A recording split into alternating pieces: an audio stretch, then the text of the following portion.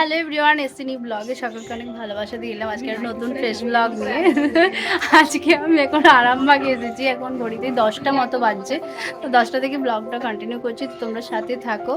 এই হচ্ছে যে মডেলের উপর একটা মাইক্রো ক্রিম্পিং করছে, সেটা হচ্ছে সৌমিষ্ঠা, আর বৃষ্টি করছে না, এখন করছে সুমন আছে, পাপ করছে, আর ওইখানে আছে তনিমার বোন বসে আছে। এই হচ্ছে যে নিয়ে এসেছে, কে রে, পায়েস এনেছে, বৃষ্টি এনেছে পায়েস, আর আমরা এখানে ফুল মস্তি করে করে খাচ্ছি। সেম টনি বৃষ্টি পরে খাচ্ছি, তো খাও খাও খাও, সেম সেম সবাই খাও।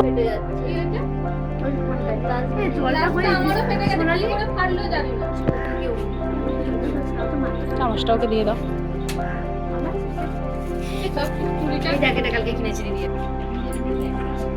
খাও খাও, তুমি খাও, আমাদের সবারই আছে, জন্য কৌটা আছে।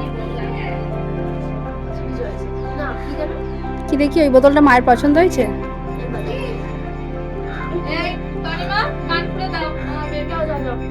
ও ভালোই হয়েছে, লাগবে কিন্তু খুব লাগবে। হচ্ছে সোনালির বোনপো এসেছে কান পোড়ানোর জন্য, ওকে একটু ভয় দেখানো হচ্ছে, তো আমি একবার বাইরে বেরালাম, কারণ কিছু তো দুপুরের জন্য লাঞ্চে অর্ডার করতেই হবে, তো বিরিয়ানি নিয়ে যাবো ভাবলাম, আর কিছু ফলও তুলে নিই, কারণ একাদশীও আছে বাড়িতে, তাই জন্য একটু তরমুজ খরমুজ সব নিয়ে এসেছি।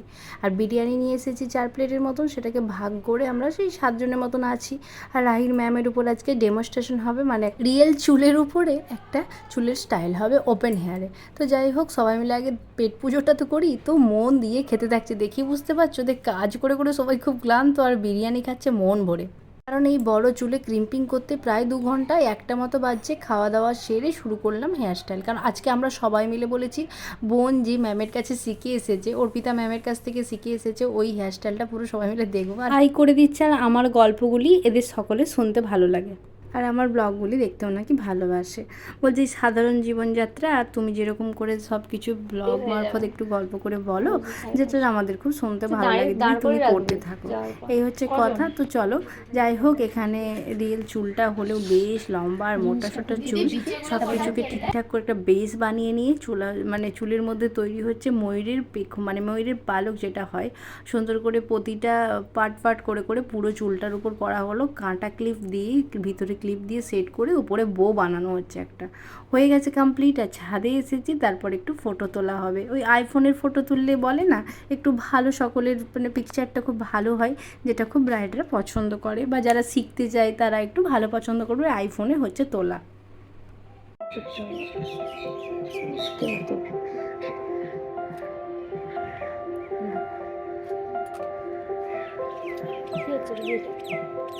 এটা ব্লগ ভিডিও করে যাও, ঘুরো আস্তে করে আমার দিকে, আস্তে আস্তে। তো সবাই মিলে এখন কাজ ফাজ টানা হলো, আর মডেলের ফটোশ্যুট চলছে।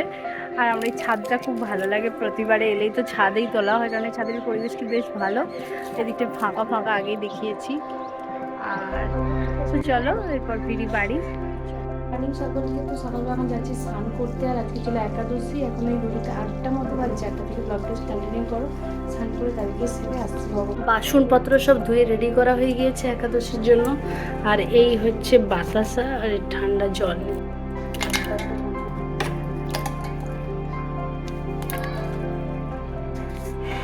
ফল সব কাটা হয়ে গেছে, কালকে যে আরামবাগ থেকে নিয়ে এসেছিলাম তরমুজটা, সত্যি ভীষণ লাল, আর কালকেরটা পুরো বাজে হয়েছিল। তরমুজ, লেবু আর কলা, শসা, আর এগুলো নিয়ে এসেছিলাম আর কি।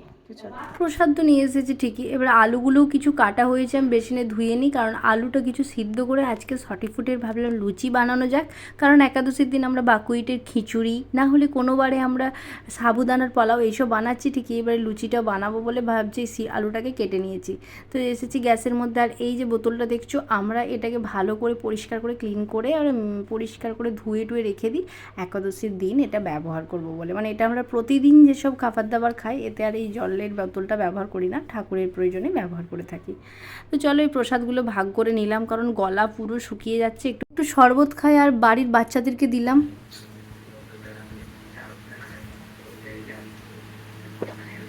হ্যাঁ গরম, সবাই তো আগ্রহ করে তরমুজটি খেতে থাকছে, আর আমি এখানে আলুটা সিদ্ধ করতে দিয়েছিলাম ঠিকই, একটু দেখলাম যে সিদ্ধ হয়েই গেছে। চলো এইখানে সটিফুটের গুঁড়োটা নিয়ে এসেছি আর আলুগুলো সিদ্ধ করেছে ম্যাশ করে নিয়ে ওপর থেকে একটু চিনি দেবো, একটু নুন দেবো, দিয়ে সটিফুটের গুঁড়োগুলো দিয়ে মাখবো। আমি পাচ্ছি না বলে মা আবার বলছে আমি করে দিচ্ছি, দাঁড়া তুই পারবি না, কারণ আলুগুলো একটু ভালো করে না ম্যাশ করলে একটু দানা দানা রয়ে যাবে। তো চলো, তারপর এখানে কুমড়ো আর আলুর তরকারি হবে একটা, আর কষে নিয়ে জল ঢালা হচ্ছে। আর এইদিকে ডোটা বানিয়ে কিছুক্ষণ রাখতে হবে, ভালো করে ডো বানিয়ে নিলাম, নিয়ে কিছুক্ষণ রাখি। তারপর এটাকে ভালো করে বেলে নিয়ে বেলনার মধ্যে আর ওপর থেকে একটু গ্লাস দিয়ে কেটে নিলে বেশ গোল গোল আকারে হয়ে যাবে। এই ভেবে আমরা বসেছি, কারণ আমি গোল গোল করে করতে থাকছি গোলটা, আর মা ওই সটিফুটের একটু গুঁড়ো দিয়ে আর অল্প করে যে ঘি রেখেছি কাপের মধ্যে ঢেলে দিয়ে সব কিছু নিয়ে এখানে গোল গোল করে নিচ্ছে। আর আমি ভাজবো, কিন্তু আগে অনেকগুলো না করে নিলে একসাথে কিন্তু পসিবল হবে না। তো চলো সবাই মিলে আমরা একটু করতে থাকি, আর একা একা হয় না জানো তো। আর আমার গলার অবস্থাটা তোমরা দেখেই বুঝতে পারছো, এখনও ঠিক হচ্ছে না। এই ঠান্ডা গরমে আমার যে গলা অবস্থা এতটাই খারাপ, তোমাদের সাথে আমি গল্প করবো সেটাও আমার একদমই ভালো লাগে না। মানে গলাটা যতদিন না ঠিক হচ্ছে, কি খেলে ভালো হয় তোমরা যদি কেউ জানো অবশ্যই কমেন্ট করো তো, যে গলার ঠিক হয় কি করলে। আমি আদা আর মধুটা খাচ্ছি, বাট কি জানি না কি খেলে ভালো হবে। তো এই যে বাকি এখানে লুচিগুলো ডো করে নিয়েছিলাম, সেটাকে গোল গোল করে লেচি করে দিচ্ছি, আর মা ওইদিকে কেটে কেটে গ্লাস থেকে রাউন্ড শেপটা ভালো হয়ে যাচ্ছে। আর রাহিত তার মধ্যে বায়না হয়েছে আমাকে খুন্তি করে দাও, আমাকে খেলনা বানিয়ে দাও, আমি ওগুলো নিয়ে একটু খেলাধুলা করবো। আর ঠিক আছে, ফাঁকে বেরোনোর থেকে রোদে যাওয়ার থেকে তুই ঘরেতেই খেল। আর এই যে সব কিছু বানানো হয়েই গিয়েছে, এবার আমি এসেছি একটু ভাজার জন্য, গ্যাসটাকে জ্বালিয়ে নিই। আর এই দিকের গ্যাসে আমি দুধটাও বসিয়ে নিয়েছি, কারণ যেহেতু ভগবানকে দুধও এক গ্লাস করে দিই আমরা, তার জন্য। আর ওপর থেকে একটু ঘি দিলাম, জানো তো, সাদা তেলে বা সানফ্লাওয়ার অয়েলে যতই খাবার দাবার করি না কেন, কারণ ভগবান একটু ঘিয়ের তৈরি খাবার একটু সন্তুষ্ট হয়, তাই ঘিয়ের ছোটাটা একটু দিতেই হয়, তাই আমরা ঘিও অল্প করে দিলাম। আর লুচিগুলো কিন্তু বেশ ভালো ফুলছে, দেখতে পাচ্ছ, বেশ দুফুল হয়ে ফুলে যাচ্ছে, কারণ এই সটিফুটের সাথে আলু দিয়ে ভালো করে ডোটা বানিয়ে রেখে কিছুক্ষণ রাখলে না, তারপর যখন এই যে গোল গোল করে আকৃতিটি করে নিয়ে ভাজছি, দেখো ডুবো তেলে ভাজছি বলে বেশ বড় বড় হয়ে ফুলতে থাকছে। এই লুচিগুলি আজকে ভগবানকে সেবা দেবো। আর সকালের টাইমে যেহেতু ফল দিয়েছিলাম, আর দুপুরে ভাবছি ফলটা দেবো না। কালকে আর আমি যে গিয়েছিলাম আরামবাগ, দেখিয়েছি ব্লগে, তো ওখান থেকে তরমুজটা নিয়েছি ঠিকই, কয়েকটা কাঁঠালি কলা, তারপর একটু বেল, একটু লেবু, এগুলো টুকটাক ফল তো দরকারই হয়, একটু নিয়েই এসেছি এই যে ভগবানকে সেবা দেবো। আর এই যে বোন ওই পাথরের বড় থালা দুটি কিনে পাঠিয়েছে আমার বাড়িতে রাধারানীকে সেবা দেওয়ার জন্য। তো সেই জন্য এইবারে আমি ভেবেছি যে এই গ্যাসের মধ্যে এটা করে, আর গ্যাসটা জানো তো আমরা একাদশীর দিন ভালো করে মা গোবর জল দিয়ে মুছে নেই ভালো করে, উনুনে তো কোনো দোষ থাকে না, তার জন্য। আর বাসনপত্র যেসব ব্যবহার করি এগুলো সম্পূর্ণ আমাদের ঠাকুরের কাজে ব্যবহার হয়, তোমরা জেনেই থাকো। আর এই যে আমি বেলের শরবতটা বানিয়ে রেখেছিলাম, সেটা ভগবানের জন্য আমি এবারে সাজিয়ে নেবো থালাগুলো। এক গ্লাস দিলাম বেলের শরবত, এক গ্লাস দিচ্ছি এখানে দুধ, সাবুদানার পাঁপড় ভেজেছিলাম, কুমড়ো আলুর তরকারি দেখিয়েছি। আর এই জলটা জানো তো পিপা কল থেকে তুলে আনলাম বলে কালারটা একটু কেমন হয়ে গিয়েছে। যাই হোক, সব কিছু নিয়ে বাদাম ভাজা থালাটি সাজিয়ে ভগবানের কাছে নিয়ে এসেছি। প্রতিটা আইটেমের মধ্যে তুলসী পত্র দিলাম, দিয়ে আচমন করে নিচে যাব, কারণ এই আধ ঘন্টার মতো ভগবানের কাছে রেখে যায়, তারপরে খাবারটা নিয়ে যেয়ে আমরা খাওয়া দাওয়া করবো। তো তার মাঝে আমি একটু ঠাকুরের নাম জপটা করে নিই। আর এই দেখো সুন্দর করে সাজিয়ে নিয়েছি আমার বাড়ির ভগবান।